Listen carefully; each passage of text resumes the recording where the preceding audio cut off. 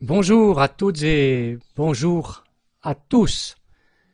C'est le docteur Stéphane Gaillet de Strasbourg. Je suis infectiologue et hygiéniste. Je tiens à préciser la définition officielle d'un vaccin, issu du dictionnaire de médecine Flammarion. Un vaccin est une préparation pharmaceutique antigénique permettant de prévenir des infections bactérienne, virale ou parasitaire. Un antigène est essentiellement une protéine. Les préparations pharmaceutiques à base d'ARN messager ne sont pas des vaccins à proprement parler. Les hautes instances médicales des États-Unis auraient modifié récemment leur définition officielle d'un vaccin de manière à y inclure ces produits. Ce n'est pas sérieux. Je tiens aussi à rappeler que ces préparations à base d'ARN messager sont encore en phase 3 d'essais thérapeutiques. C'est la phase précommerciale. Toute personne qui participe à un essai thérapeutique doit notifier son consentement éclairé par écrit après avoir pris connaissance de tous les risques expliqués par un médecin et imprimés noir sur blanc. On ne peut pas, dans un pays démocratique, obliger une personne à participer à un essai thérapeutique, surtout avec une substance dont la composition exacte n'est pas disponible.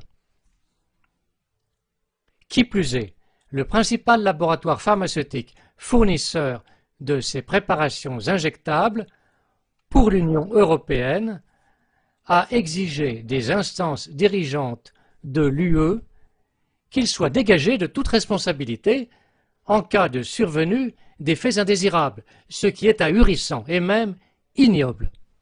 Force est de constater que l'on est dans la violation répétée des lois fondamentales, des droits de l'homme. En France, la loi dite Kouchner du 4 mars 2002 relative aux droits des malades et à la qualité du système de santé établit le droit du patient de prendre des décisions concernant sa santé et l'obligation des soignants de créer toutes les conditions pour éclairer ces décisions. Cette loi est transgressée. Ces violations législatives ont été opérées au nom d'un état d'urgence, manquant pourtant de légitimité.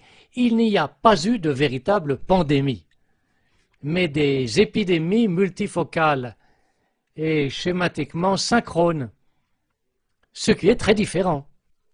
Injecter à des personnes saines de l'ARN messager à grande échelle est un acte médical hors du commun, du jamais vu. Parce que cette technique, qui résulte d'une prouesse technologique admirable, bénéficiant des dernières avancées des biotechnologiques, est expérimentale. Et l'on n'a jusqu'alors jamais eu la preuve de son efficacité, en dépit de nombreux essais antérieurs chez l'animal et chez l'homme atteint de cancer.